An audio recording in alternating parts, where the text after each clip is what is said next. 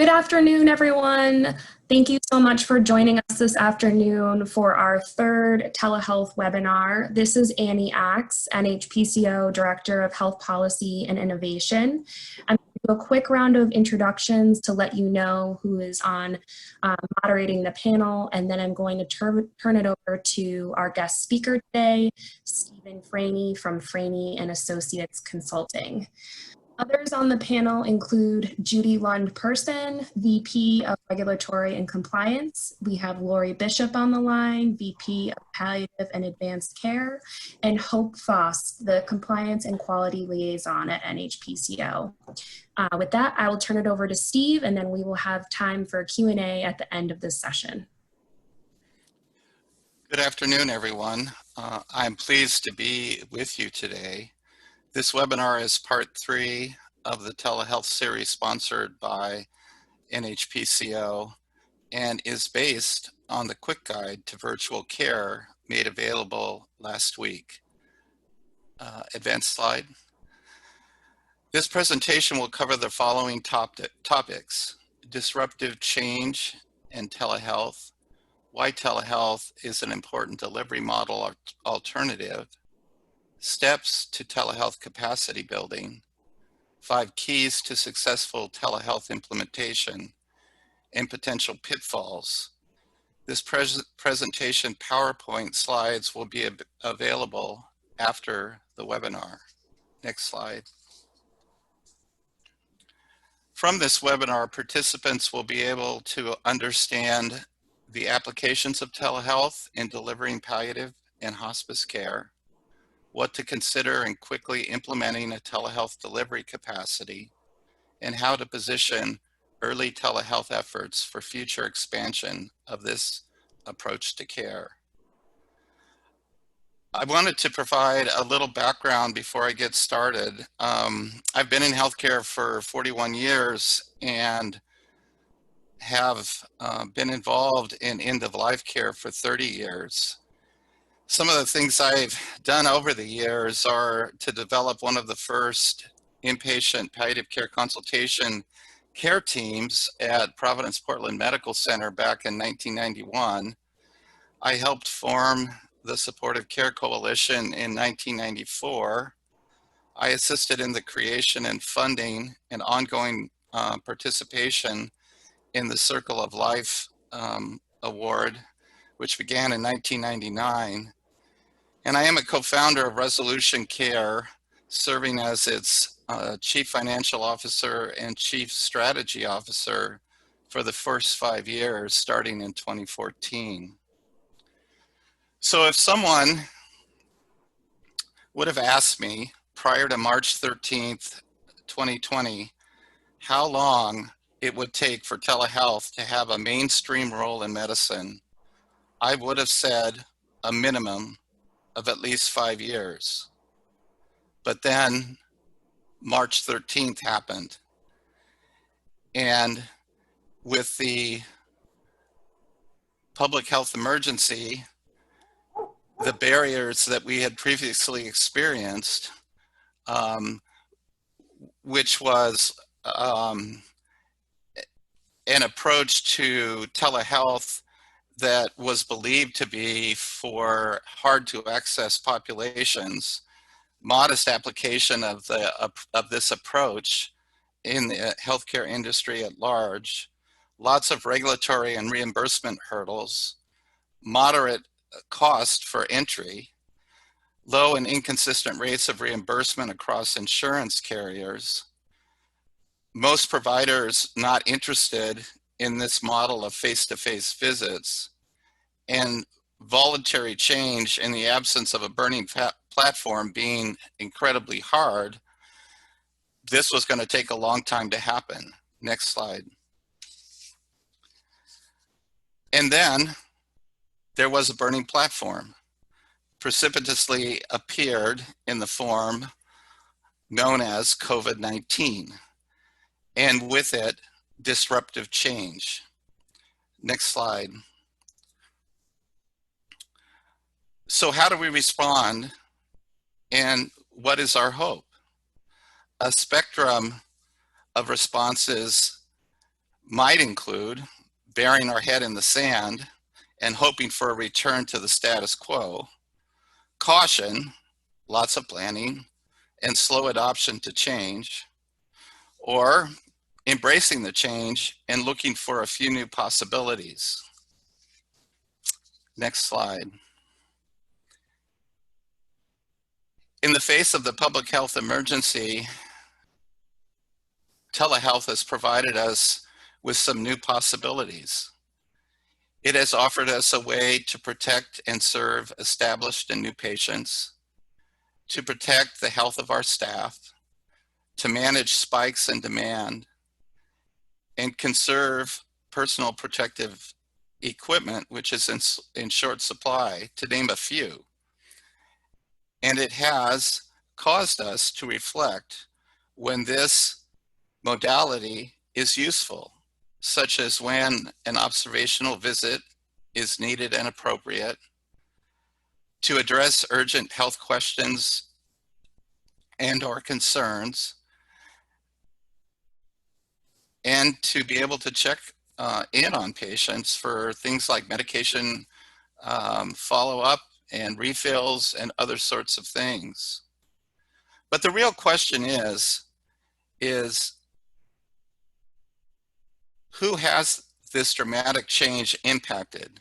So it's impacted patients and caregivers and providers and regulators and insurers, and the list goes on.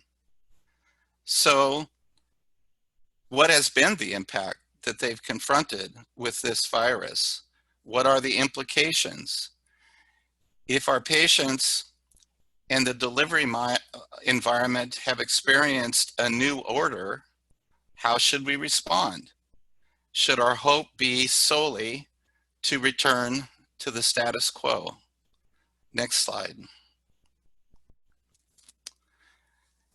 So some of you probably heard the saying, once toothpaste is out of the tube, you can't get it back in. Or, once the genie is out of the lamp, the return is impossible.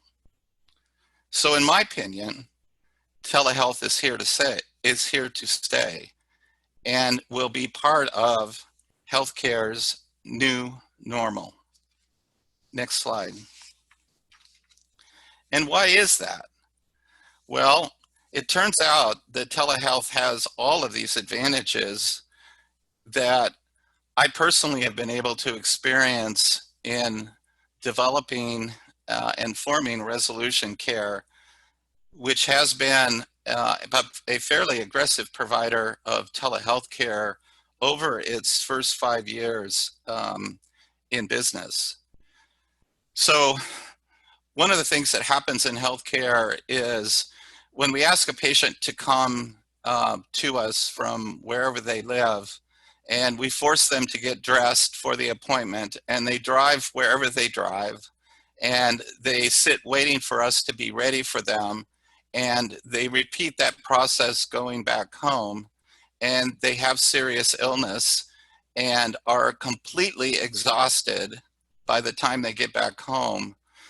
The big thing that has happened besides this exhaustion is we've taken all the control away from them.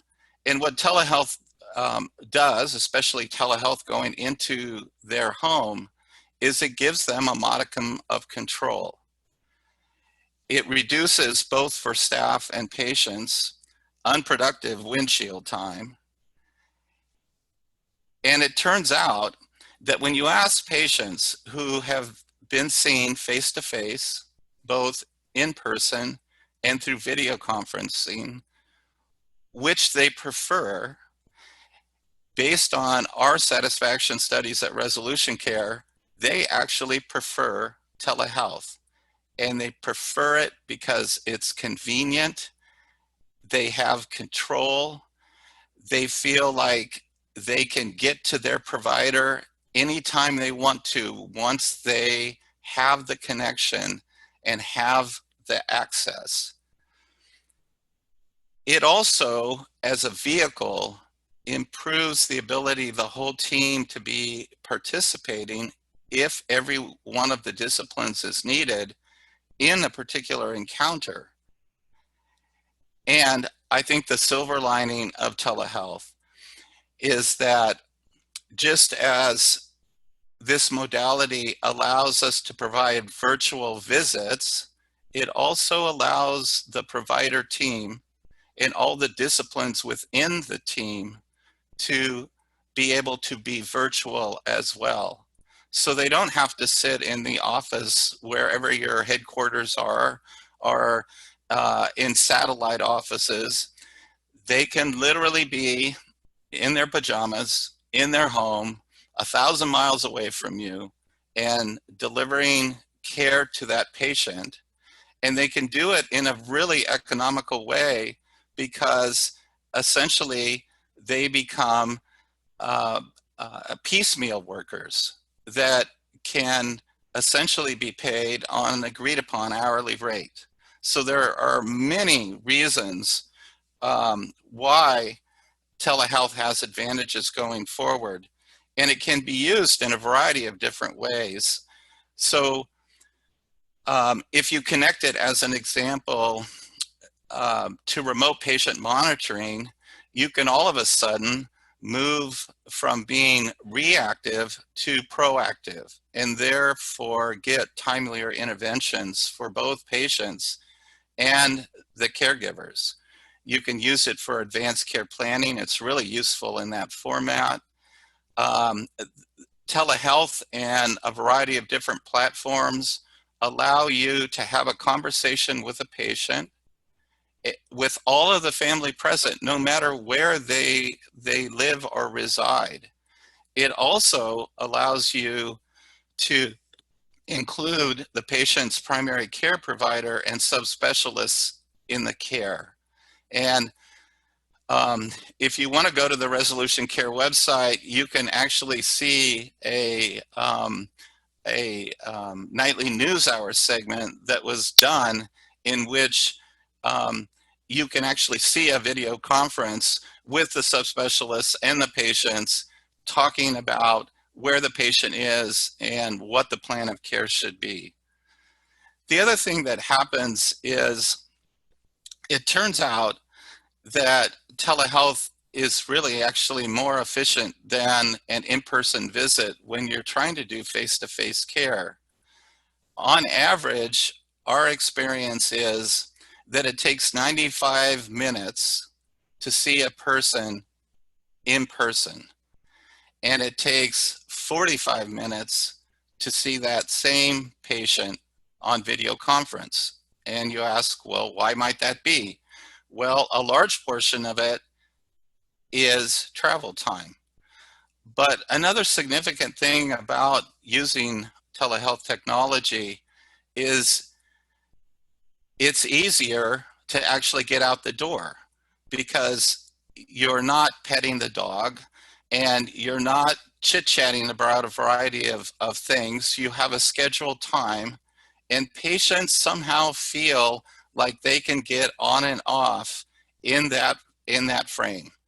And so the efficiency and being able, instead of taking an hour and a half or more, you can actually see the patient in 45 minutes, spend 15 minutes doing charting, and you're done. And ultimately, you can see more patients in a day than you could before. Next slide. So what are the steps to telehealth capacity building?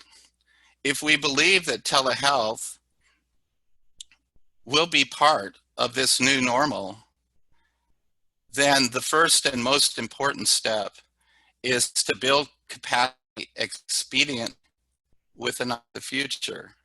And why would that be? Well, because we want to develop a capacity that is both sustainable and scalable.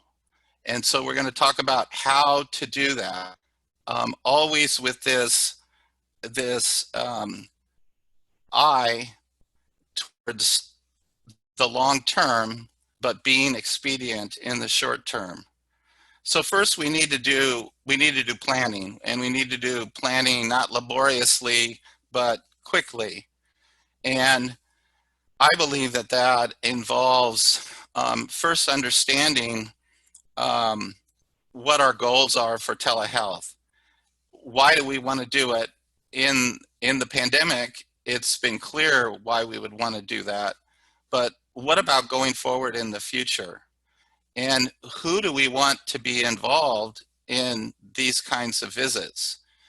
For hospice, it's a little bit different, but in palliative care, I will tell you that the whole interdisciplinary team can be involved, maybe not all at the same time, but can use the vehicle to provide care. I think the other thing to think about is, are we only wanting to do synchronous care, or do we want to do synchronous and virtual check-in as part of our telehealth capacity? So these are things to really think about. Uh, Anywhere is a good direction if you don't know where you're going. And so setting goals and being able to see where true north is very important, and it doesn't have to take a long time. The second thing to do in planning is to think about segmentation of the patient population that you serve, and decide if there's a component of the patient population that you want to target. And you might target them because they live a long way from your office or where you're working. You might want to target a segment of the population because of their acuity, whether that is a high acuity, or maybe on the other end, the portion of your population that has low acuity. The other thing that I've come to understand that's so important is the need to designate a service manager for this particular delivery approach.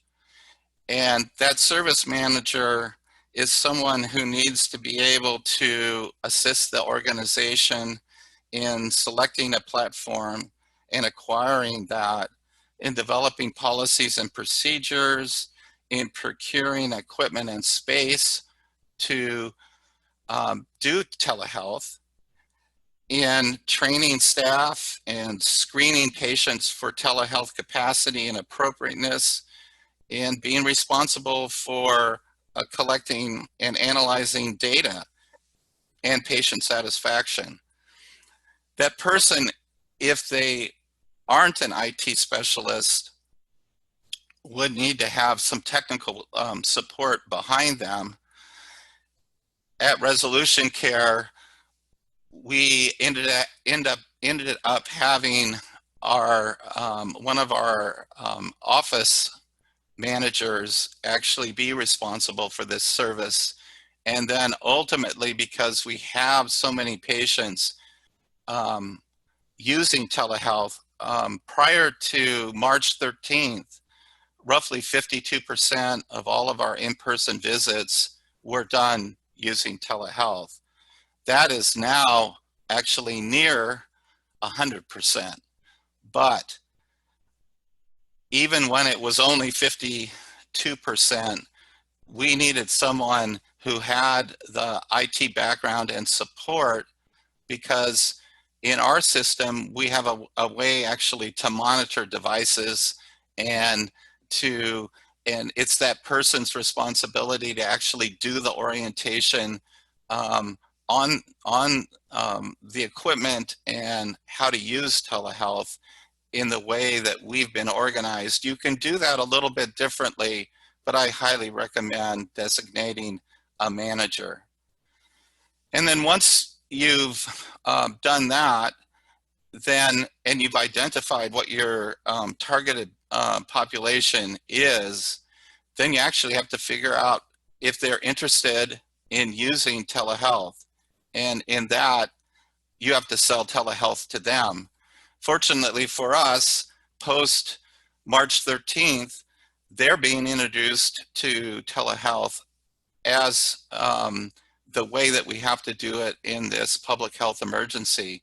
And so we have a leg up, but we can't forget that this is something that we have to continue to do.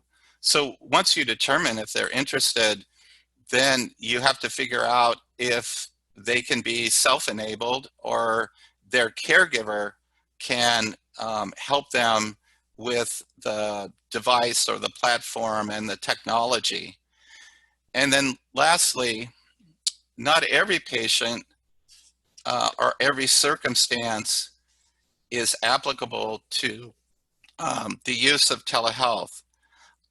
If you're going to do wound care and that's the reason for an in-person visit, you're not going to be able to do that using telehealth. If you have to fill or check their medications box and their use of the prescribed medication, you're probably not going to be able to do that using telehealth. But there are so many things that it is applicable for, and at Resolution Care, we've identified 40 clinical scenarios in which telehealth is appropriate.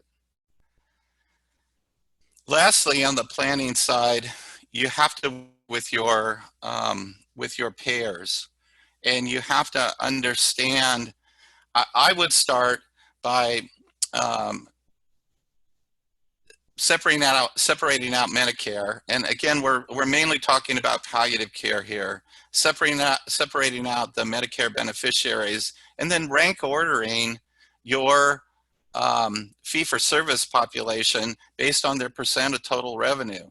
And then starting at the top, identify those payers that have a palliative care benefit of one form or another, and then determine what their telehealth requirements are.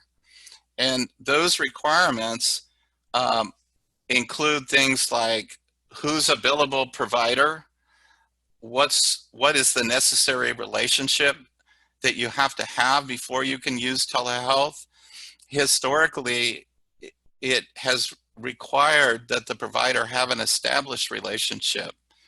In the current pandemic, it doesn't matter whether it's a new patient or an established patient, but you have to understand that. You have to understand location of service requirements, who can provide the services. Is it simply a nurse practitioner or a physician, or can it be other members of the team? And then lastly, how do they want you to bill for the services that you are providing? Next slide.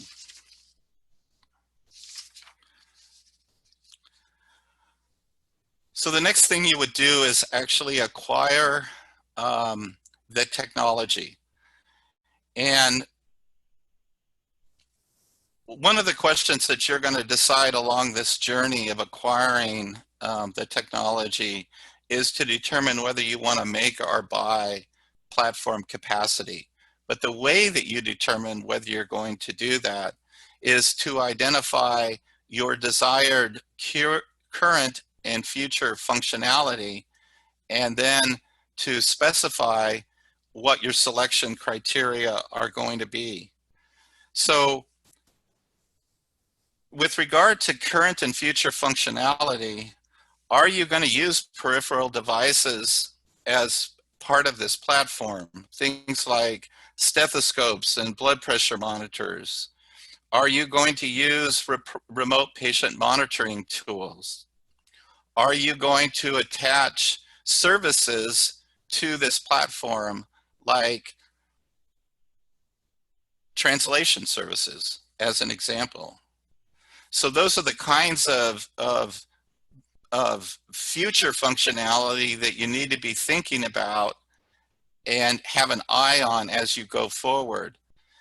You also then need to determine what criteria you're going to use in terms of selecting a platform.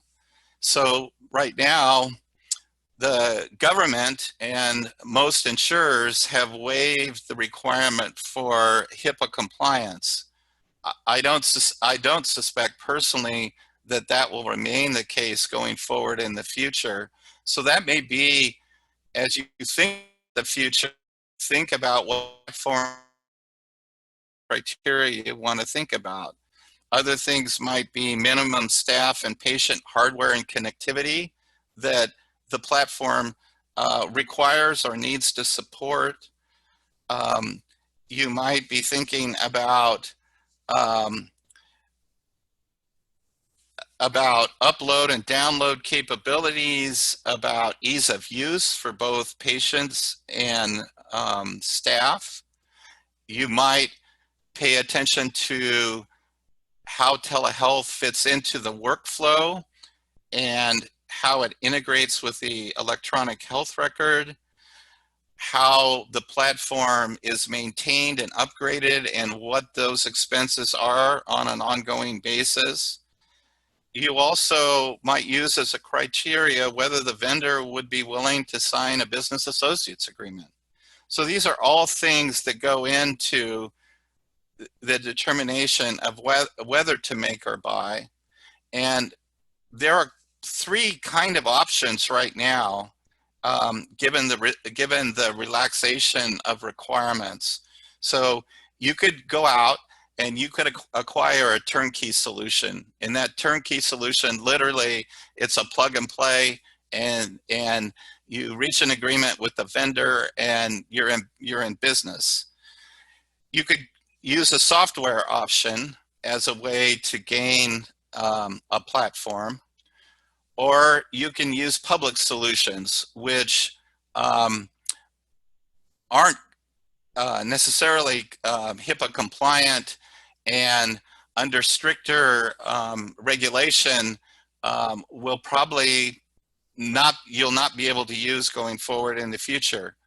But again, we're trying to balance expediency and keep an eye on the future. And so as we do that, kind of all of these things come into play.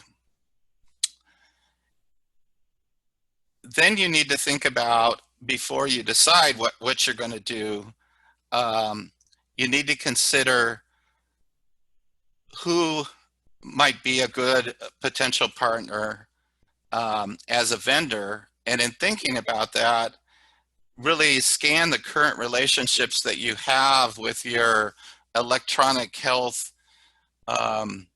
platform and other alternatives and relationships you might have in those may be an opportunity to continue a partnership with somebody that you already know and somebody that you already trust. So that's another consideration in determining what platform to access. I think lastly, our experience at Resolution Care has been that because we serve a very large Medicaid population, it's 85% of all the care we provide, the insurer is Medi-Cal in California. We've had to provide the capacity for our patients to engage with us using telehealth. And so we had to be thinking, as an example, and I will talk about this innovation later in this webinar. We had to think about how much hardware and what kind of connectivity we needed to be able to access as we thought about the platform that we were using. And you may need to have some of those same considerations. But after you make the decision, then it's just acquiring, and you can do this rather quickly, acquiring the hardware and the connectivity to be in business, if you will, using this approach to delivery. Next slide. So in implementation,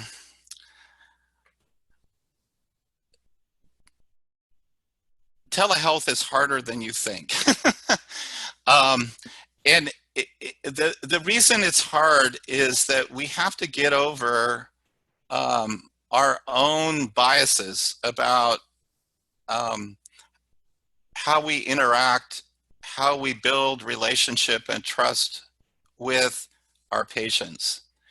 And because almost all providers have been trained in an in-person, face-to-face model, we have to let go of that bias, and we have to ask ourselves, how can I have, through this screen and looking through the screen, not at the screen, the same kind of presence that I have with my patient who is sitting in front of me in the same room that I'm in.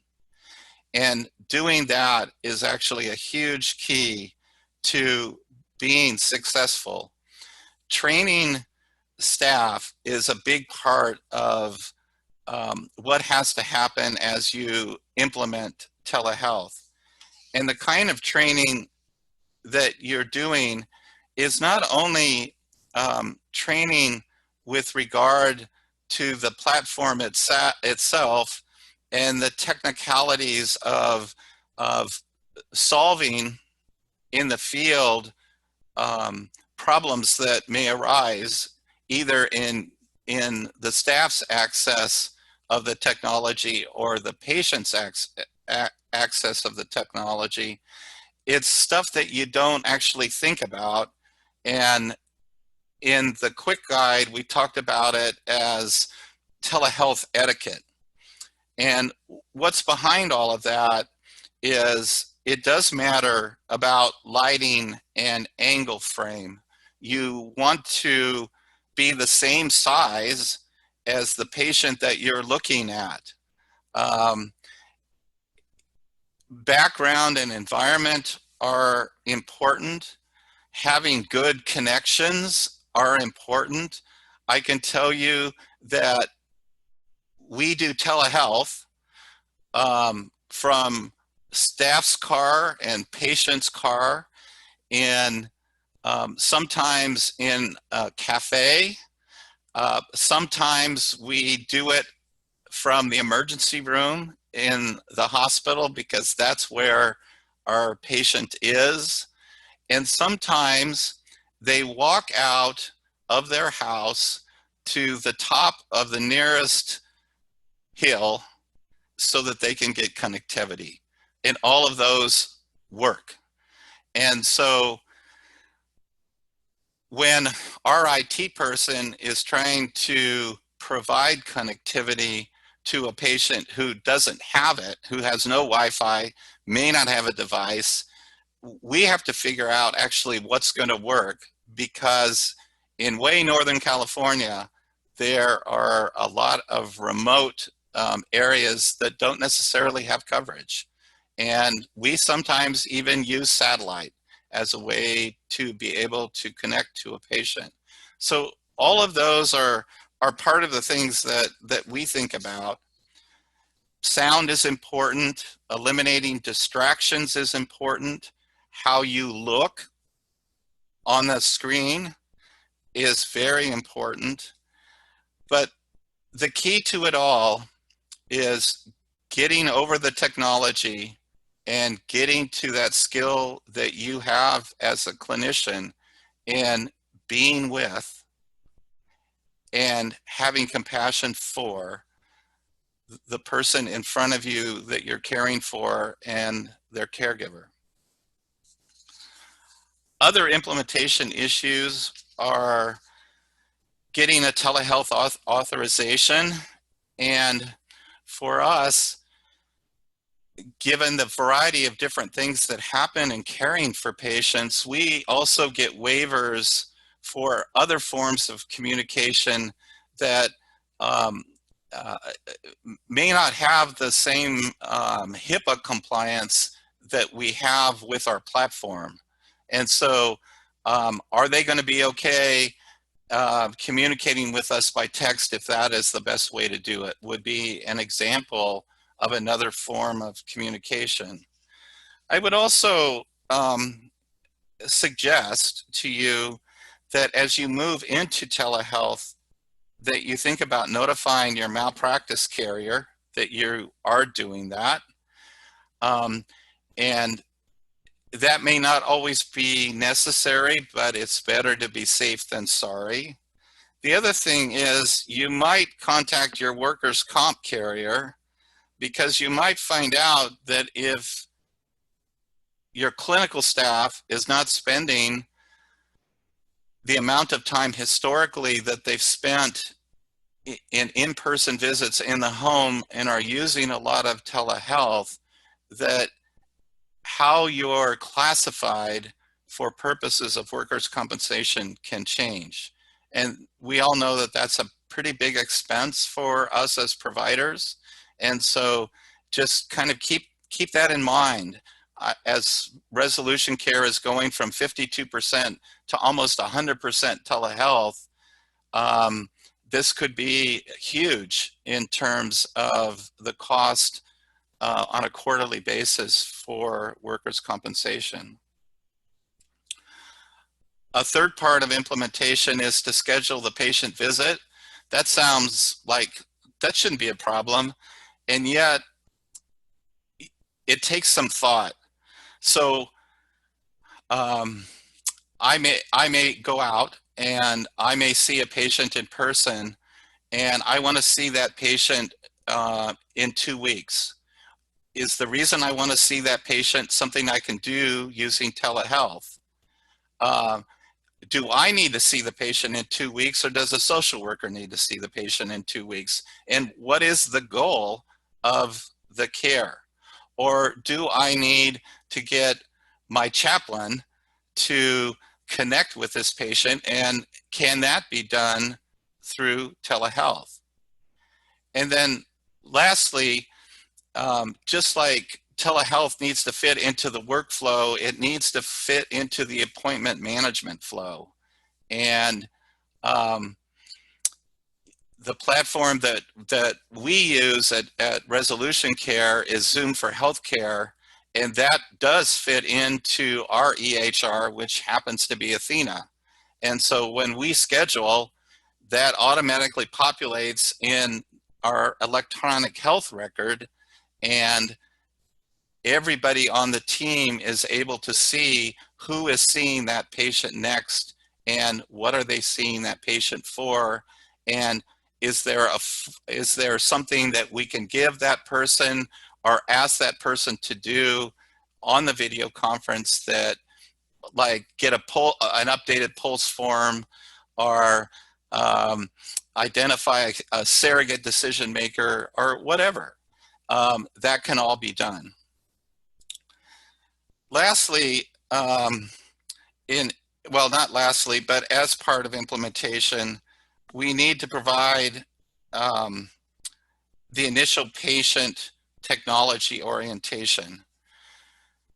Honestly, we see about 10% of our patients in Northern California, or we care for them without ever actually being physically with them. But I think for a lot of us, we recognize that it would be great to have the first encounter or visit with a patient be in person. And there are lots of reasons for that, including creating a relationship and building trust, but also it's the way actually to review the telehealth technology if they're willing to use that as a form of visit. And so who's ever out there on that first visit, usually for us it would be a nurse, she can show the patient how to connect. She can help the patient put the app on their phone or their iPad or their laptop or desktop computer. She can conduct a test, a video test with them right there. She can work out any bugs or any uncertainties that the patient might be having. And she can assist the patient with things that we talked about that we need to do with training our staff. So like with lighting and framing and connectivity considerations, and then reach out to the designated manager if we need to think about maybe a different way of connecting with that particular patient. Next slide. So the fifth part of component of the implementation is to conduct and document the visit. And that is important both for clinical reasons as well as to provide administrative information. What we've found is that with the opportunity to build complex case management, you need not only to have good notes in your electronic health record, but you also need to be able to document who did the visit, what the amount of time was for each component of the visit, which would include things like the amount of face-to-face time provided through telehealth, the amount of time that you spent in care coordination, the amount of time that you spent in documentation. So all of those are important. And as I've mentioned before in this webinar, the advantage of telehealth is that it's more efficient in time. And that efficiency in time then allows the member of the team or the whole team to actually do today's work today and to see more patients and get to the end of the day, and you're not taking home charting and documentation that you're doing for 2 hours after the close of your day. The last component of implementation is to code and bill for the visit. And for hospice, there are 3 component pieces: face-to-face encounters, virtual visits, and electronic health record documentation. So for face-to-face encounters using telehealth, you need to document that you used that modality of care. And for medically necessary visits provided through telehealth, report the E&M code for the visit using the 95 modifier. And if that visit is rendered by a nurse practitioner, add a QV modifier so that the payer knows how to pay for that encounter. For virtual visits, use a hospice claim form. Social worker phone calls can be added, but currently no other disciplines in hospice may enter telehealth visits on the claim form at this time. And lastly, with regard to documentation on the electronic medical record, if in-person visits were not made, you have to document your attempts to do so, and that the only way that you can manage the care effectively is through a virtual visit. Again, document that it was a virtual visit and include that not only in the electronic health record for the visit, but in the plan of care, and why this modality of care delivery is meeting the goal of the plan of care and is appropriate. In palliative care, coding and billing happens in 2 different formats. One is fee-for-service, and the other is value-based reimbursement. So in fee-for-service, there are a number of things that you have to understand from the different payers about what is required. And so there are a series of questions that some of them include: how does the payer define telehealth? What disciplines, i.e. billable providers, can provide service? Is an existing patient relationship necessary? Or can telehealth be used for a new patient? The list of questions goes on, and we are adding that to our quick guide for your use. Next slide. So this is an example from where I reside in Portland, Oregon, of the kind of information that you would want to provide your billing and coding department. So we've listed the insurers that work in the market. We've identified how you would code and whether you need a CPT code and what the place of service is for each of the different insurers. And then when we last updated the information, and that's actually important in this public health emergency because things are changing. And so creating a table for yourself that does what this table does is an important example. Next slide. And then you have to really monitor and react to the information and data that you receive. Remember that telehealth claims may not only be new for you, but they may also be new for the payer. And so we're working on this together and we've got to watch each other pretty closely. So some tips that I've learned in our market is use place of service O2, and some clearinghouses may not have the software to accept 2 digits. And in that case, you should just use the 2. You know, right now we've got a pretty low volume of information on how these claims are being processed and what the problems are. Remember I talked earlier about the kind of documentation you need to have for complex care management around time and discipline. For sure, don't use old telehealth codes. Use regular E&M codes for palliative care. And the last piece of advice is if you get claims rejected or they're zero paid and denied, hold on to those claims because there may be an opportunity to resubmit those claims. Next slide.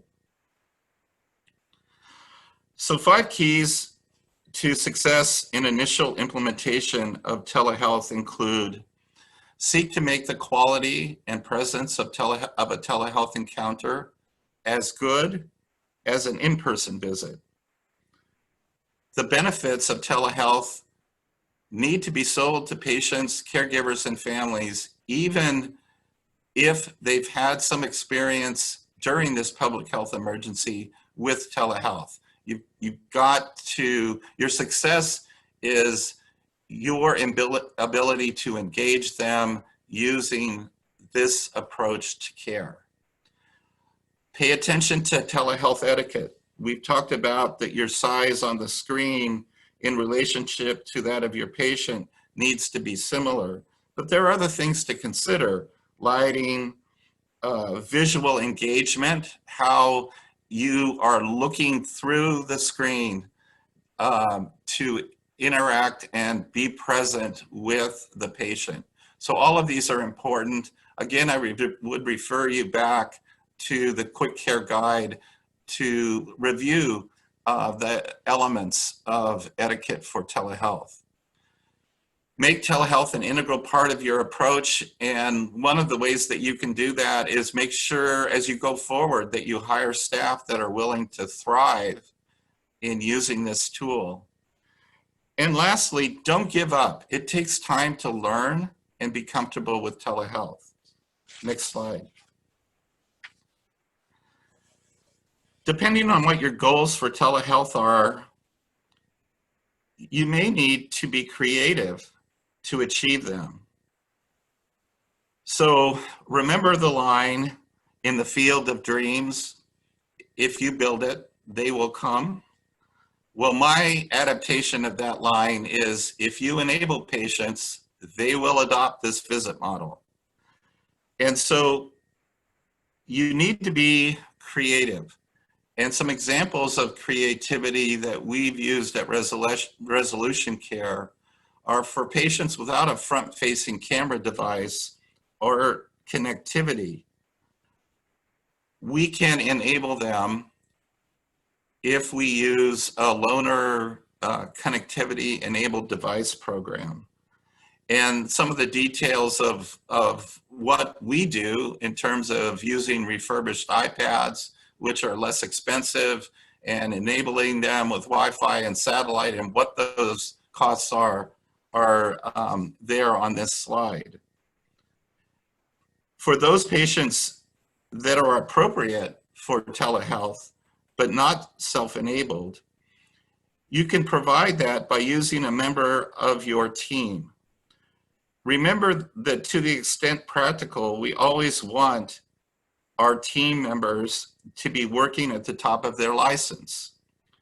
So some examples of how you make that happen when a patient cannot be self-enabled is you send someone on the team who may have some other reason to be going there. And even if they don't, you send some member of your team there, like a community health worker or an aide, to actually facilitate the encounter with a physician or with an advanced practice nurse, because a community health worker is far cheaper, and your ability not to have the physician or advanced practice nurse driving to see that patient with all that windshield time is an incredible saving and an efficiency. So just think about how to be innovative, how to be creative with not only the goals that you have, but with the environment and situation that you're a part of. Next slide. In leveraging lessons that have already been learned, the following are some potential pitfalls to avoid. Assume that telehealth is only useful in limited situations or in rural environments. That just isn't true. Be willing to change platforms if a more reliable and convenient technology becomes available. Remember, we are not in the technology sector. We are in the service sector. Technology is just a tool for us. And so if there's a better platform, migrate to the better platform. Provide sufficient training and mentoring to your staff in this care delivery model.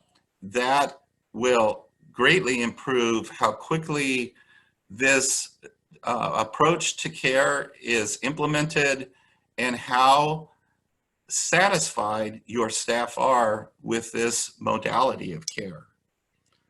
Fail to make appointment reminder calls 30 minutes prior to a scheduled encounter. No-shows, just like in-person visits, are a reality. And the way that you can cut down on no-shows is to call the patient or their caregiver 30 minutes in advance of a visit. One thing that we learned, which was a hard lesson at Resolution Care, is you don't want to make mistakes about your understanding of the requirements of the payer, because when you make those kinds of mistakes, you will be providing free care. And that is something that can be really hard to swallow if you're counting on the revenue. Not setting penetration targets for telehealth by discipline. Our teams may have an initial resistance to change. Developing common goals for use of telehealth will further success. And we have found this to be very true. Those goals, once you've achieved the initial goals, should be iterated, and you should continue to move forward, again, depending on how you view success using this approach to care.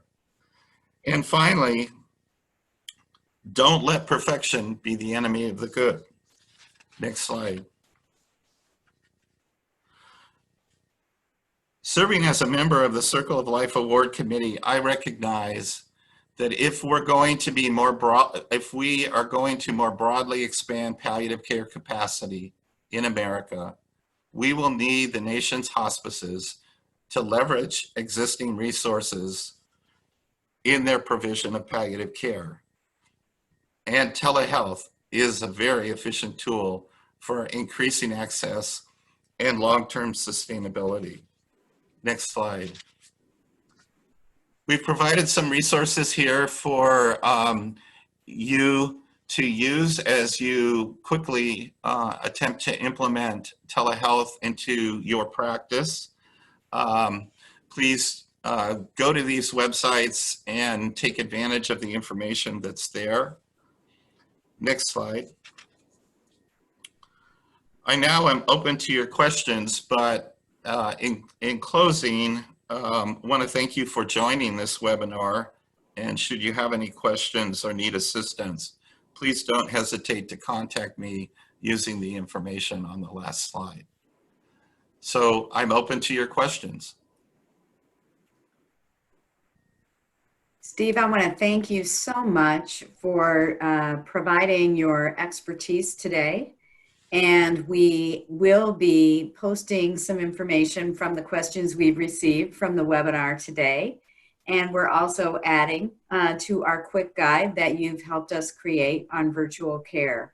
I also want to remind people that Steve's available through our Edge partners, and you can access Steve through that webpage on nhpco.org and connect with Steve if you need consulting for your program. And I want to again say thank you so much, Steve, for sharing your expertise. I think that this is a great opportunity in the midst of a crisis for hospice programs to build out telehealth and virtual care, not only for hospice, but also to build that out in a palliative care program. So great having you here today, and we look forward to visiting with you in the future.